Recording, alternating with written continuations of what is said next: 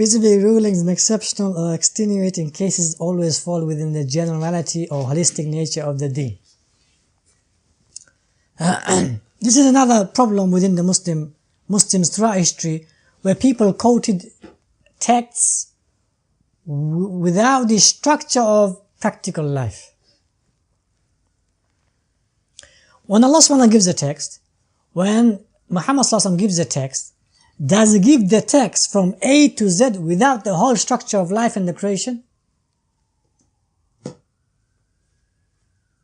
When Allah SWT gives you a text, He gives you a command, or He gives you a ruling, or tells you do this or do that, or says anything to purify you, to motivate you, to inspire you, whatever, does it say that text without the whole structure of the creation? Or is the whole structure of the creation there and He speaks accordingly? Huh? Which one? You delaying your answer shows you're still living in a theoretical world. You delaying your answer shows that you're still living in a theoretical world. What you're saying, in other words, there's two Allah, there's two Rabb. One Rabb is the creator and one Rabb is the who gives the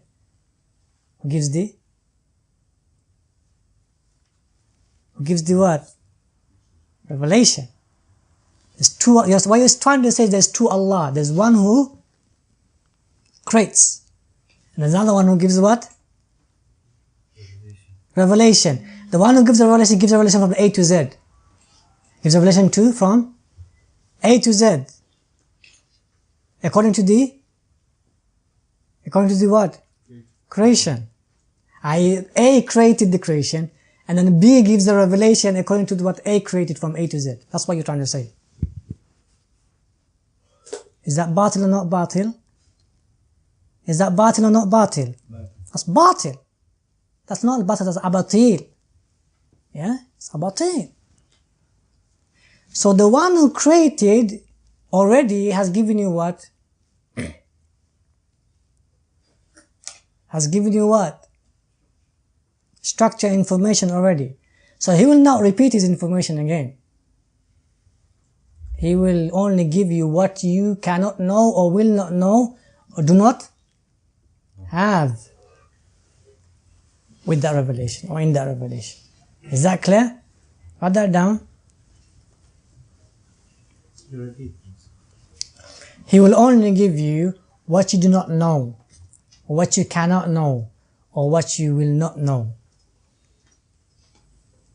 Is that clear? That's number one. Number two, will He speak against the structure? Or with the structure?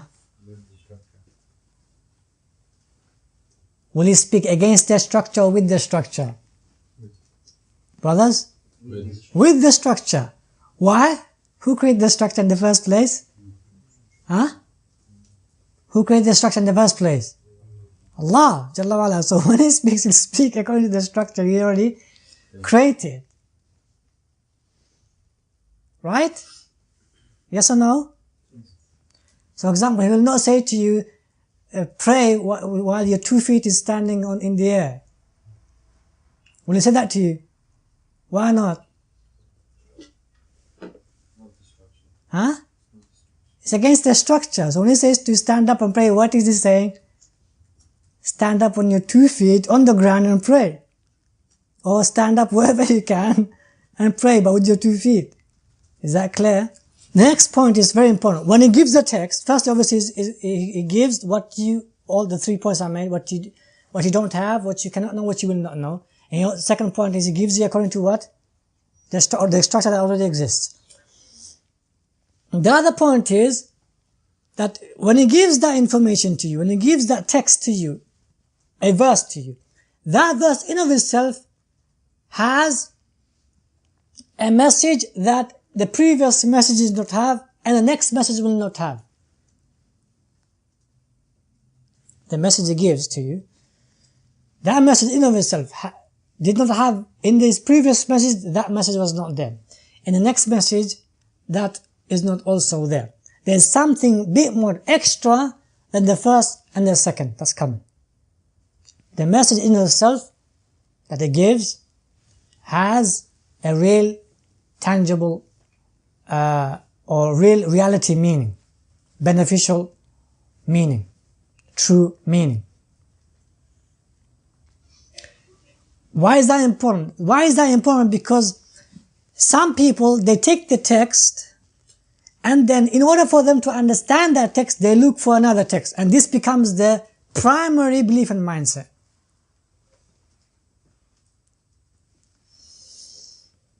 This becomes the primary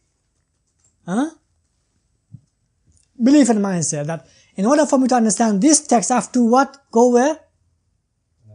I have to go to another text, either in the Quran or either in the Sunnah.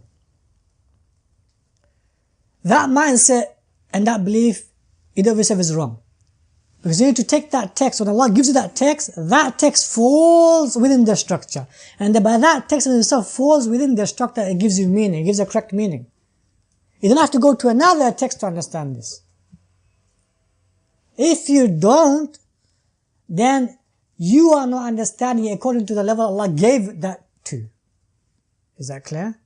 You are not understanding according to the level Allah gave that text upon and to. So your level of knowledge is lower than the level that Allah gave that knowledge to or towards or upon. Is that clear? And thereby you need to go to another text to understand this text. Is that clear, brothers?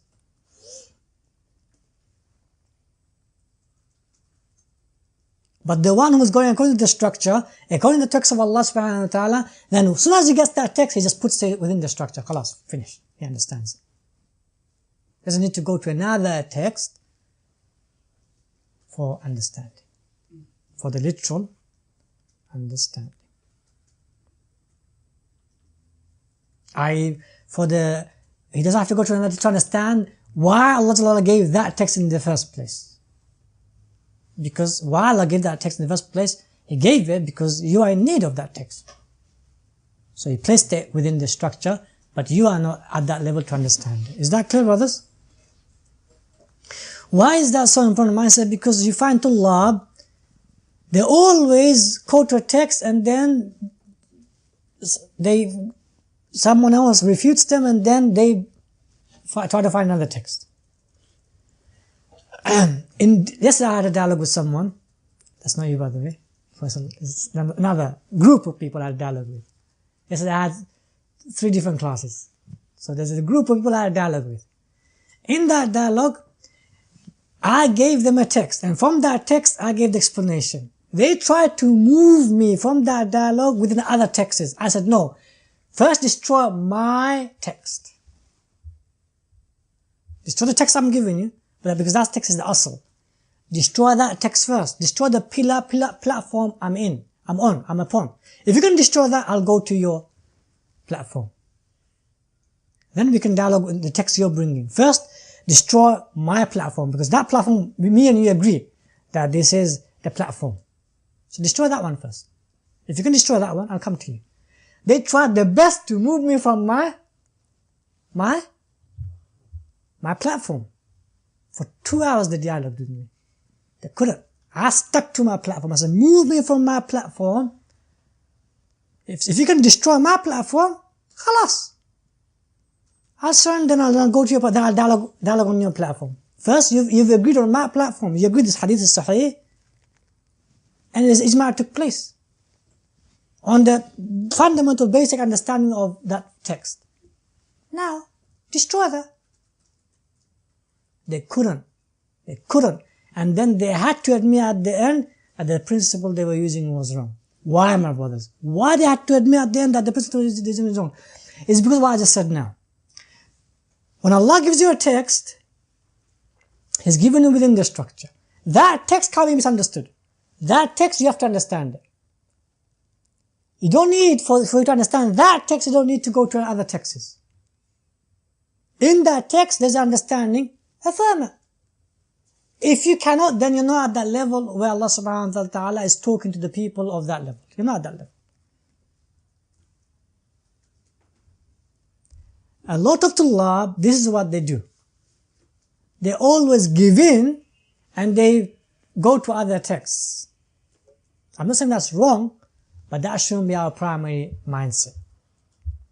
When we're studying, or when we're learning, or when we're dialoguing and debating, our mindset should be that if that text is clear and explicit and sahih and authentic, adhere with it.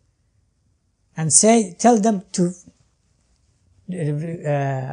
refute that text in of itself. If you can kill this text, say it's wrong or weak, or the basic understanding is wrong, that's different issue. But if you agree on it, then you have to stick with it. Don't try to bring other texts to make that text viable.